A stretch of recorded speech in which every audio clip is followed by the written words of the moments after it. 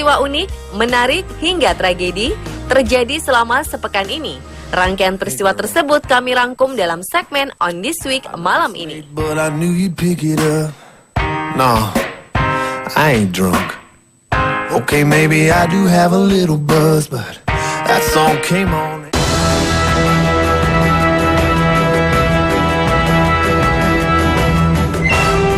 Kepolisian Peru menangkap gadis 18 tahun yang diketahui memimpin kelompok mafia ganas di pusat kota Callao.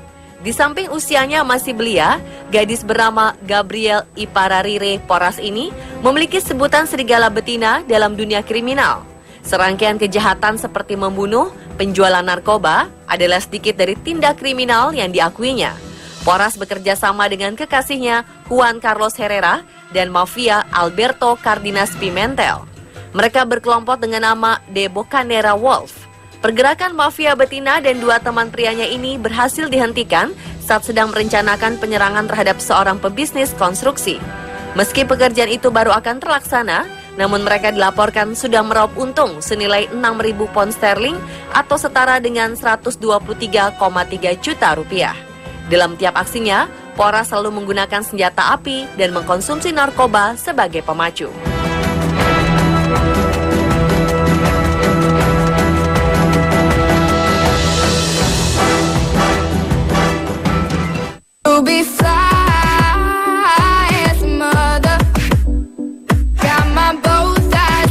Firdaus Khatun yang berusia 36 tahun asal Orai, negara bagian Uttar Pradesh, India, Kamis malam lalu melahirkan bayi laki-laki raksasa seberat 6,7 kg, hampir 2 kali lipat dari berat bayi normal pada umumnya.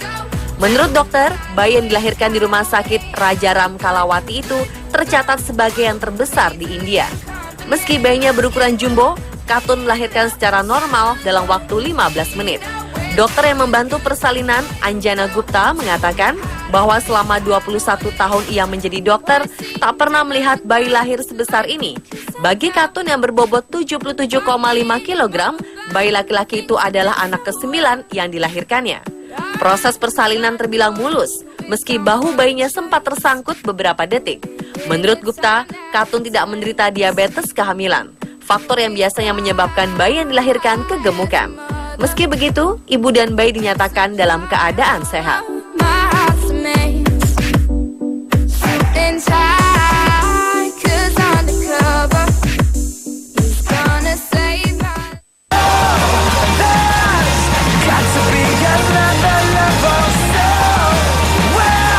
Sebuah kantor berita Afrika Selatan melaporkan aksi nekat seorang pelajar sekolah menengah atas yang mencuri bus. Niat pelajar ini mengambil alih kemudi bus ternyata bukan untuk tujuan kriminal.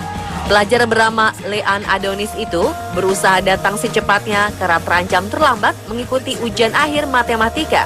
Sopir bus kampus itu tak kunjung muncul, membuat Adonis dan teman-temannya sepakat mengambil alih bus. Dalam pengakuan Adonis, dia mendapatkan kunci bus tersebut dan dipercaya murid lainnya untuk mengambil alih kemudi.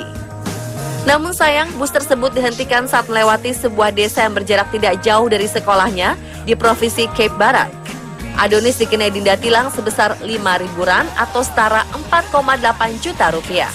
Adonis kini juga menghadapi sanksi disiplin sekolah.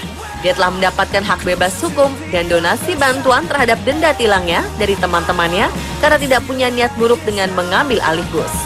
Kendati begitu, atas aksinya, murid lainnya berhasil sampai di sekolah tepat waktu dan bisa ikut ujian.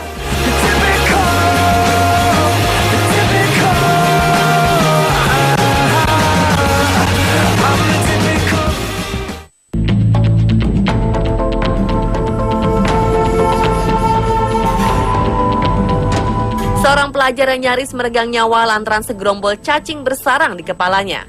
Cacing tersebut membentuk kista dalam otak pelajar asal California, Amerika Serikat bernama Luis Ortiz. Luis mengalami gejala awal pusing dan migrain sebelum akhirnya meminta sang ibu membawanya ke rumah sakit. Situasi makin parah. Setelah kesadarannya menurun lalu pingsan, dokter lantas dikejutkan hasil CT scan yang menunjukkan segerombol cacing pita telah membentuk kista di otaknya yang membuat aliran darah beku. Dokter bertindak cepat dengan mengambil langkah operasi terhadap pemuda berusia 26 tahun ini. Beruntung, dalam 30 menit paling kritis, dokter dapat menyelamatkan dari kematian.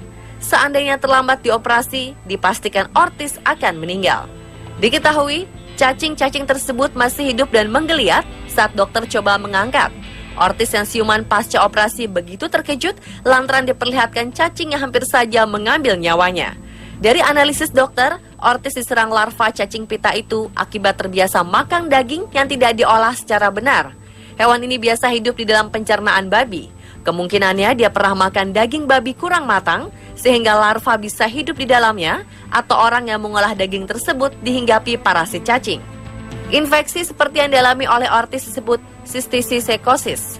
Ortiz tidak ingat kapan terakhir kali makan babi. Dia mengaku tidak terlalu suka makan daging itu.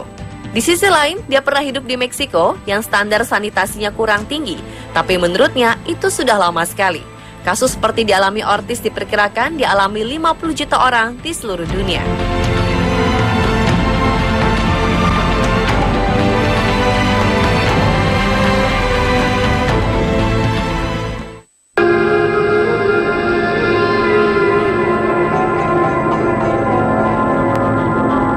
Pada 6 November lalu, langit Sydney, Australia seketika berubah menjadi gelap disertai petir.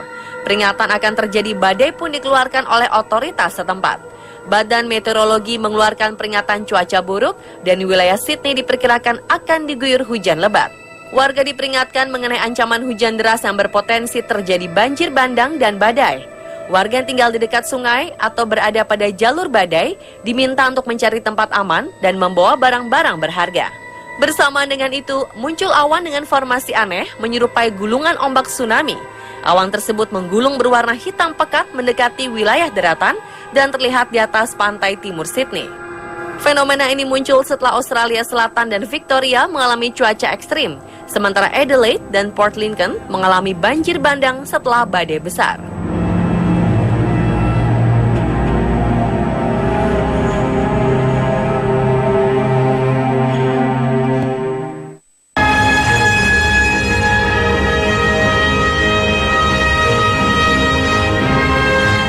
Peristiwa langka terjadi di Brazil.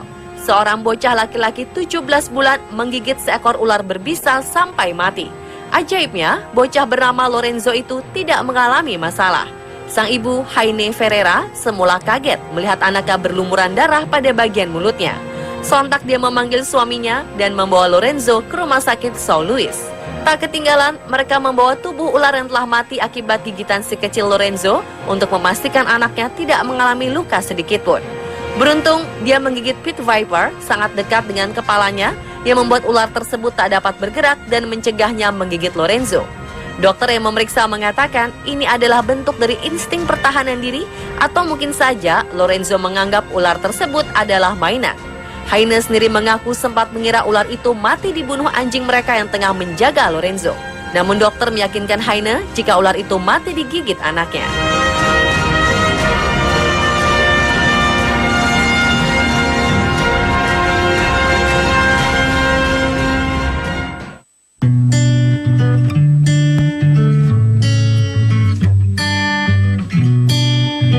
Perkembangan teknologi robot memang sudah sangat pesat. Bahkan rumah produksi film di Jepang belum lama ini berhasil membuat robot pertama yang menjadi pemeran utama dalam sebuah film. Robot wanita bernama Geminoid F tersebut dirancang untuk bisa melakukan tindakan seperti yang dilakukan manusia dengan adanya aktuator bermotor yang bisa dikendalikan dari jarak jauh. Tampilan robot ini juga sangat mirip dengan manusia asli.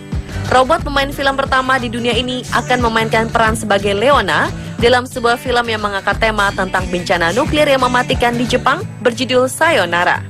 Kendati sudah didesain semirip mungkin dengan manusia, namun robot ini dikatakan tidak akan memiliki banyak peran penting seperti berjalan atau memutar badannya. Sutradara Sayonara Koji Fukada mengatakan jika bekerja dengan robot dalam membuat film adalah sesuatu yang lebih mudah daripada menggunakan jasa manusia. Geminoid F sendiri adalah robot buatan seorang desainer robot terkenal dari Universitas Osaka, yaitu Profesor Hiroshi Ishiguro. Pria ini sebelumnya juga telah menciptakan banyak robot yang sangat mirip dengan manusia. Ia bahkan yakin jika di masa depan, robot buatannya akan susah dibedakan dengan manusia asli. Come close and under the eye. And I say, hey.